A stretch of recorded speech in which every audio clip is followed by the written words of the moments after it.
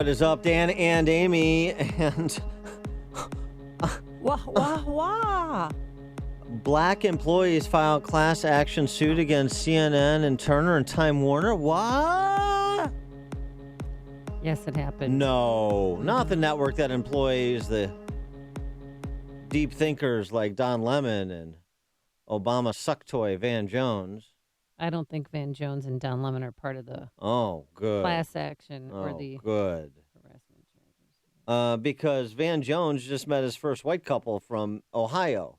Oh, yeah. And so I watched that. I want him to be able to celebrate that a little bit. They sent Van Jones, black separatist, sent him out to the Rust Belt, figure out just, hey, What happened? who are these fracking people and why are they doing what they're not supposed to be doing? What happened?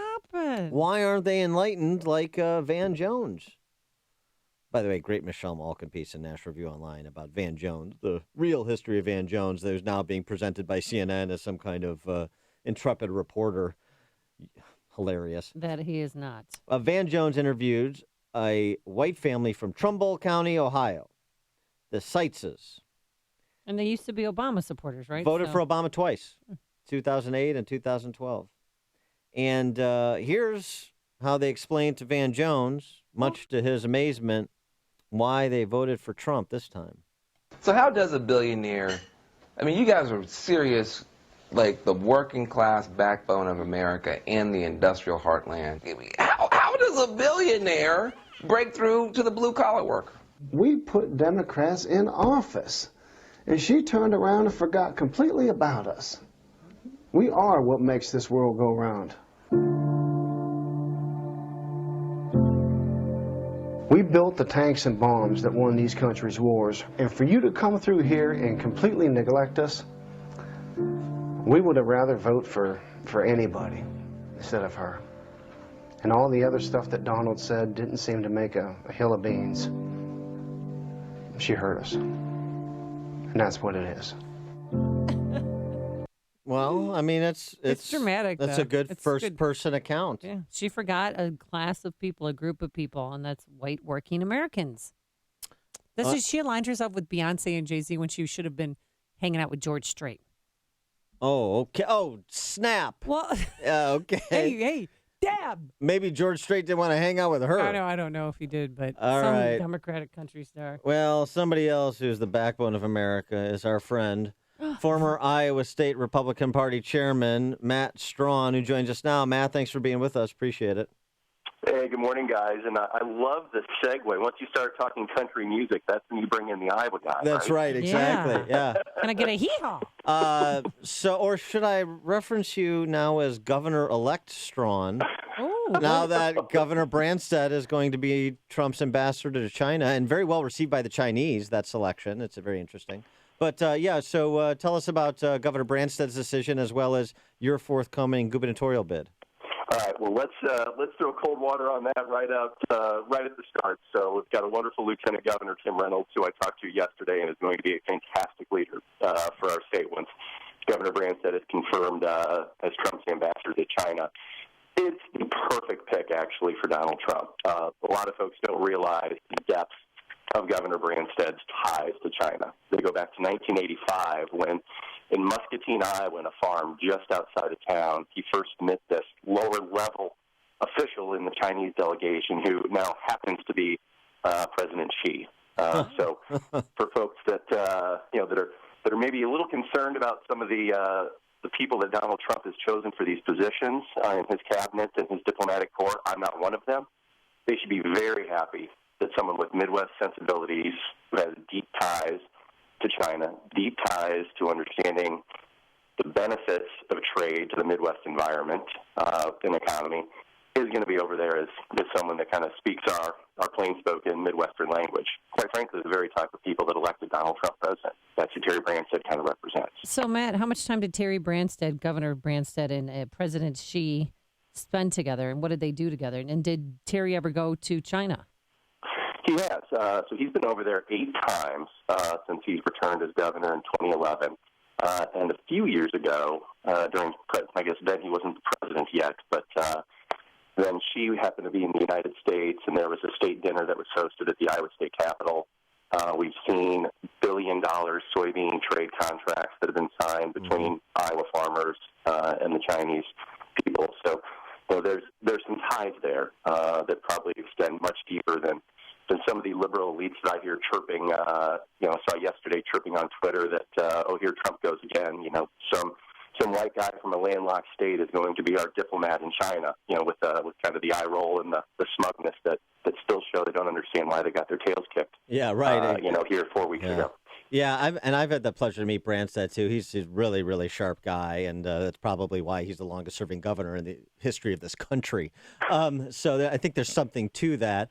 And it's interesting. He's been the relationship with President Xi, and then there was nice things said about him by one of the Chinese deputy foreign ministers.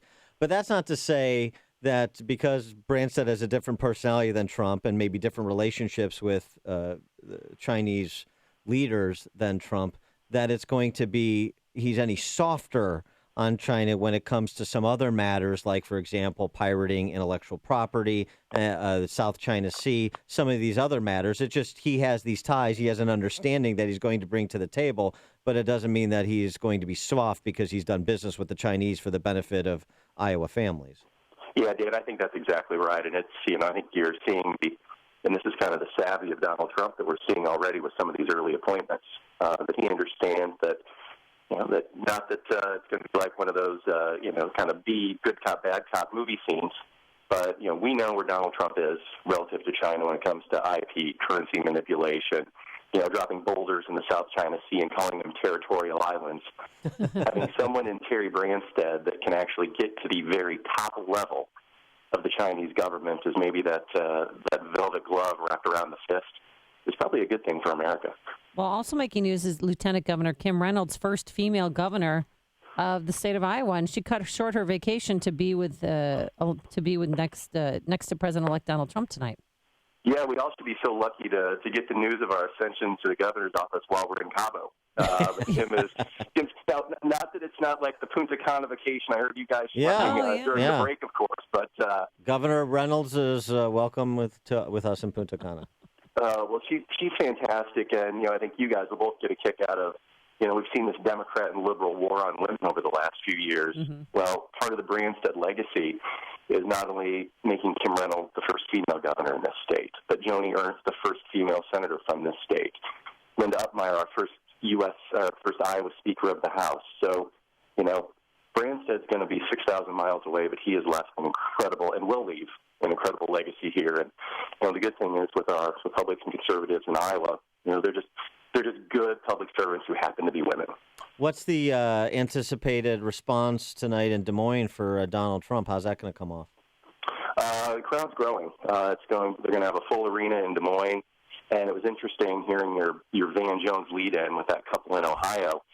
You look at what happened here in Iowa on election night. Trump won 93 of 99 counties, and when you look up the Mississippi River, places like Burlington, Clinton, Dubuque, we saw 30-point swings from Obama counties in 2008 to Trump counties in 2016. So this nonsense that's out there that it's this latent racism that reared its head to elect Donald Trump president, patent nonsense. These are folks just 8 years ago that voted for Barack Obama. Dubuque County went Republican for the first time since Eisenhower was on the ballot. So those are the folks we're seeing, didn't only see show up at rallies in the fall, but, when I'm getting a note on Facebook from my pastor on Tuesday and wanting to know how we can get tickets to go see Trump, there's a lot of enthusiasm out here. So are you honored? Do you think the people of Iowa are honored that he's coming on a thank you tour? Oh, no question. No question. And I think, not just with the Branstad appointment, but with, the president-elect's visit here tonight, I think that Iowa is going to be one of those states that is going to be, probably near and dear to the Trump administration's heart because it was part of that blue wall that was, that was breached on election night. Do you think, we're talking to Matt Strawn, who's a former state party chairman for the Iowa Republican Party. So it's not just this election, but your perspective is broader, the party writ large, both at the state level as well as nationally.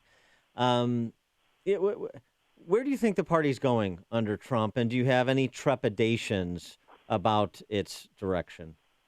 Yeah, no, that's a great question. I think we're all still flying a little bit without instruments. on this. It's a conversation I've had with, for example, my social conservative friends who are appreciative that they're probably going to get some federal judges and a Supreme Court justice that likely share their beliefs.